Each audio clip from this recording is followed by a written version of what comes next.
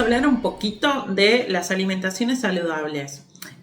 La keto no es la única, hay un montón de alimentaciones saludables. La idea es elegir la que más nos sirva en cuanto a nivel de ansiedad, a nuestras enfermedades. Por supuesto que hay determinadas enfermedades que se llevan bien con un tipo de alimentación más restrictiva por un tiempo específico, pero tenemos un objetivo que es curarnos de esa enfermedad.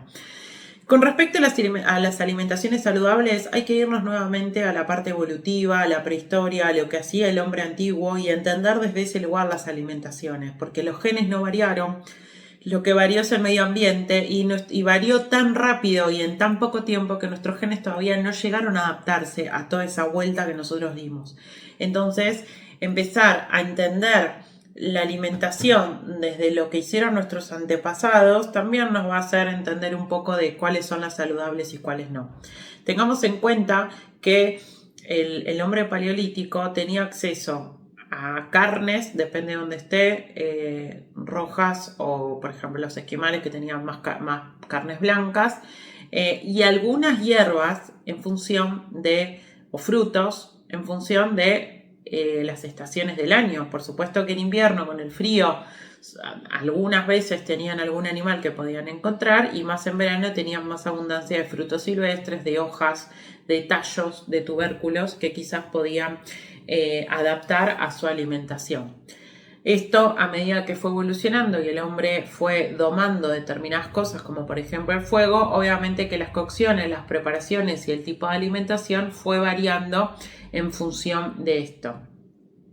Una de las cosas que determina mucho el ingreso a la modernidad es la agricultura, porque es algo que el hombre creó y medio que modificó la naturaleza en su beneficio, de esto de gestionar los alimentos y preparar y plantar sus alimentos.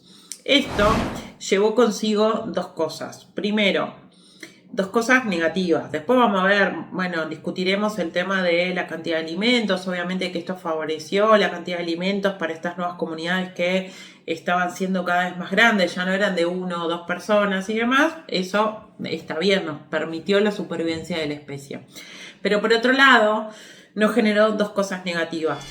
Una gran carga de hidratos de carbono, porque era mucho más fácil arar la tierra, plantar un par de cosas y cosecharlas y comerlas, cocinarlas porque ahora teníamos fuego, que salir a pelear con los depredadores todo el tiempo con riesgo de muerte, ¿sí? Salvo que fueras muy torpe, no te ibas a dañar por arar la tierra o no te ibas a morir por eso. Y lo otro es que nosotros para cazar hacíamos aprox 10 kilómetros por día, a veces más. Teníamos momentos de que teníamos que correr, teníamos momentos donde necesitábamos utilizar fuerza para la lucha. Aumentábamos la secreción de cortisol, la bajábamos en los momentos que estábamos en calma y teníamos una dieta más proteica, ¿sí? Menos de hidratos de carbono. Eso con la agricultura se perdió porque ya dejábamos de caminar porque lo teníamos en el lugar donde estábamos viviendo y el tipo de ejercicio y de fuerza que estábamos haciendo fue menor. Pero igual seguía siendo saludable.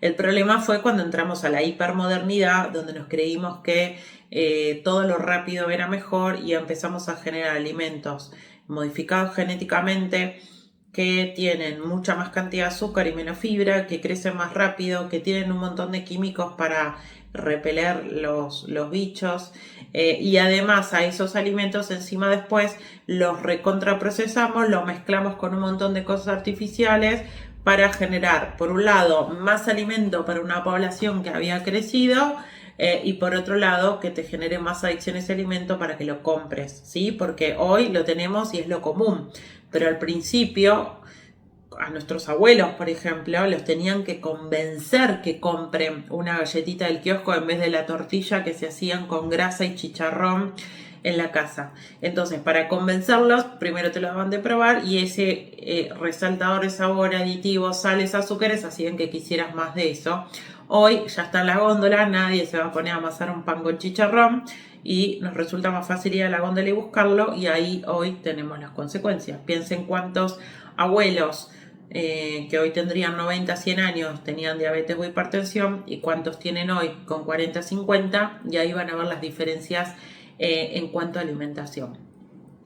Con respecto a las alimentaciones saludables, vamos a ir desde las más restrictivas hacia las más polite o las más amables.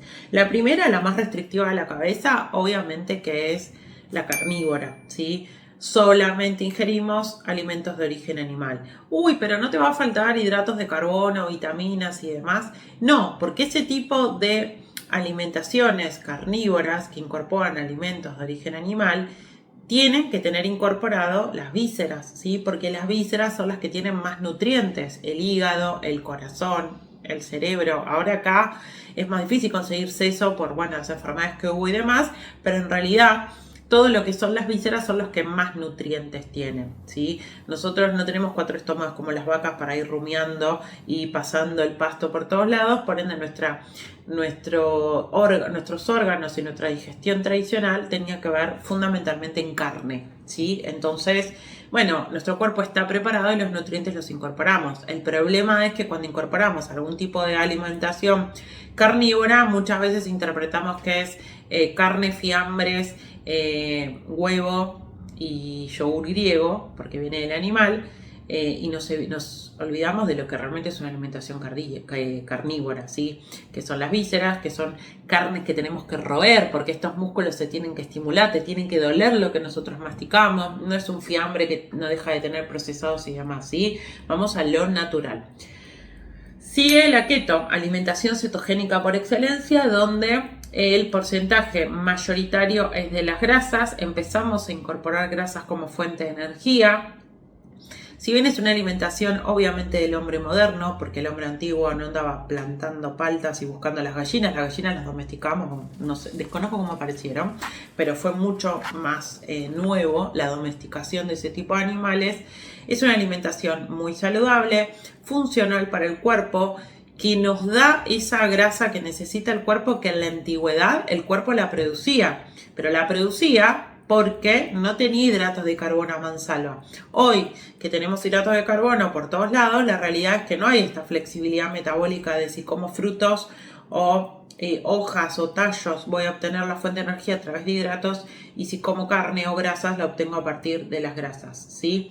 Porque el cuerpo no sabe lo que es. Entonces, como no hay flexibilidad metabólica, uno para poder adquirirla tiene que educar al cuerpo a tener otras opciones, y ahí empieza el papel de la alimentación cetogénica, más allá de que los cuerpos cetónicos en sí curan y ayudan al tratamiento de muchas enfermedades como epilepsias, enfermedades neurodegenerativas, enfermedades inflamatorias, etc. ¿Por qué las inflamatorias? Porque son las que menos inflamación generan al cuerpo, y en cuanto a las neurodegenerativas y demás, es la alimentación que más estimula la mitocondria, a la que la mitocondria más le copa. Entonces, desde ese lugar nos va a ayudar muchísimo a tener más energía, a tener más saciedad, a no estar tan ansiosos y demás.